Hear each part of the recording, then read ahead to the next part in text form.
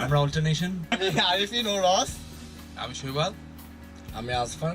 আমি সুমন্ত।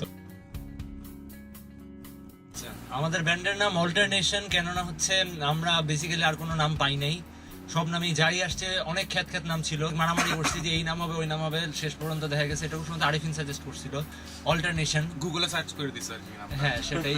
তারপরে আর কি পাইছে, তো নামটা আসলে বেসিক্যালি কোনো মিনিং নাই, আমরা অনেক মিনিং দাঁড় করানোর চেষ্টা করছি। আরিফিন সবসময় ইন্টারভিউ যেখানেই দেওয়া হয় সেখানে কি যেন একটা নতুন একটা করে বলে প্রতিবার। আর না, আমি প্রত্যেকবার একই জিনিস বলি, সেটা হচ্ছে গিয়ে আমরা হেভিও না, আমরা সফটও না, we are not like entirely মানে you know metal or entirely rock, we are just a mixture. So আমরা ক্রস মিক্স করে একটা জনরা বানানোর চেষ্টা করি, হাইব্রিড। আমরা অনেকটা hybrid. Influence as a band আমরা মানে আমরা আমাদেরকে ইনফ্লুয়েন্স করি, এই যে এইভাবে লাইক দিস। হ্যাঁ আমরা অনেক ক্লোজ থাকি, আমাদের অনেক ভালোবাসা। আচ্ছা, বেসিক ব্যাপারটা হচ্ছে যে আমাদের লাইক প্রত্যেকেরই নিজস্ব চয়েস আছে, মিউজিকের ক্ষেত্রে নিজস্ব টেস্ট আছে। তো সবার নিজস্ব টেস্টগুলোকে বেসিক্যালি একজন আরেকজনকে ইনফ্লুয়েন্স করে। আমাদের যে গানটা প্লেট নেওয়া যাচ্ছে সেই গানটার নাম হচ্ছে নিউ গান।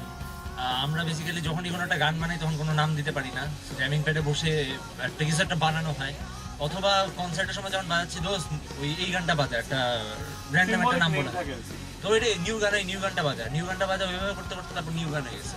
তারপর এটা নতুন কোনো নাম দেওয়া হয় নাই। তো আমরা মানে আরো কিছু সাজেশন ছিল, যেমন এই গানটার নাম বলা হয়েছিল যে একটা সুন্দর গান, এরকম কোনো একটা নাম দিতে পারলে অনেক ভালো হবে, কিন্তু তার বদলে ওটা বেশি খ্যাত হয়ে যায়, আমাদের তো আবার পার্টে থাকতে হবে একটু। তো ওটার জন্য আর কি শেষ পর্যন্ত নিউ গান আমরা ফিক্স করছি। আমরা মানে ছ্যাক খাওয়া গান বা ওইরকম দুঃখের কোনো গান না, আমরা একটু হ্যাপি টিউনে একটা গান করার চেষ্টা করছি। ওন্ডের গানটা, ওন্ডেরটা শুনতে চাই। আমি যেটা বলতে চাই ইকুয়ালি, মানে I'm looking forward to like you know hearing Owns and Circus Police এর গান দুইটা। কোন গানটা ভালো লাগছে বেশ? ওন্ড আর সার্কাস পুলিশ। কোন কিন্তু আমাকে তুলে ডিব্বাই দিতেছে। Individually we all get the trophy for that. Sumanta বাদে শৈবাল ডেফিনেটলি। শৈবাল। আমি বলবো শৈবাল একসাথে লেজি এবং অ্যাক্টিভ দুইটাই, হাইপার অ্যাক্টিভ একদিক থেকে। আমি কারণ আমার 7 দিনে 6 দিন অফিস করি, সো শুক্রবার একদিন ঘুমানোর টাইমে ওরা জ্যাম রাখছে, সো একটু দেরি করে আসতেই পারি আমি, যাচ্ছে। আমি কুলেস্ট বলতে পারবো না, বাট সবচেয়ে পপুলার হচ্ছে আরিফিন। সুমন্ত। সবাই নিজের নিজের স্টাইলে সবাই অনেক ভুল আমরা সবাই, কারণ আমরা করি ভুল। আরিফিন।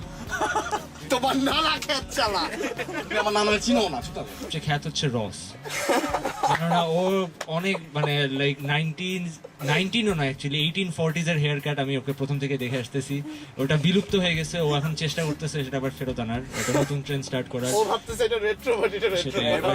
অ্যাকচুয়ালি 1880s এর 1800s এর বলাটাও ভুল হবে, আমার খুব সম্ভবত কেভম্যানরা এরকম ইয়ে করে করে ঘুরতো আর কি। সবথেকে খেত আসফার। খ্যাত হইলো আসফারে নানা। খ্যাত আবার সবগুলো একদিক থেকে খ্যাত। সেটা হচ্ছে আমি সুমন্ত। শৈবাল।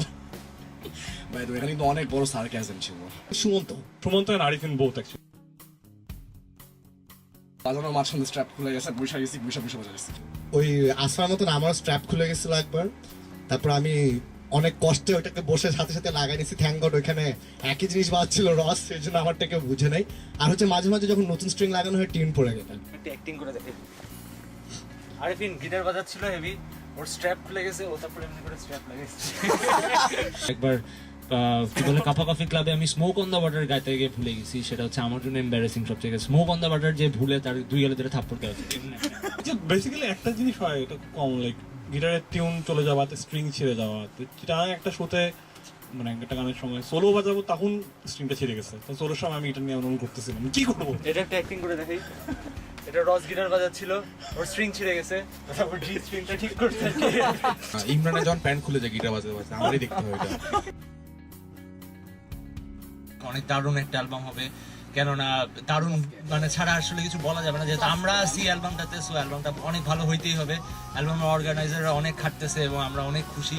আমার কাছে মনে হয় personally the album is going to be really good, cause এখানে যতগুলো ব্যান্ড আছে most of them are like newcomers, they are working really hard. আর আমরা তো নিউ কামার্স না, বাট আমরা নিউ কামার্সদের মতো অনেক কষ্ট করছি, সো প্লিজ আমাদের গানটাও শুনবেন। আর অ্যালবামটা অবশ্যই শুনবেন, পারলে কিনবেন, না পারলে আমাদের কাছ থেকে চাবেন, আমরা আপনাদেরকে গিফট করবো। প্রশ্ন আর আমরা এত ভালো ভালো আনসার দিলাম, আমাদের কোটি টাকা করি আমরা তো হ্যাঁ। কোটি আচ্ছা, টাকা সেটা- আমরা প্রশ্ন টাকা দিবে না সেটাই ভিডিও করলাম, হ্যাঁ, টাকা দিবে না। এয়ারপোর্ট আসলে না, আমার দাবি নূর চাচ্চুর কাছে মানুষজন এখানে এত টাকা লস খাইতেছে, আমাদেরকে দিলে কি হয়? নূর চাচ্চু আপনি দেন।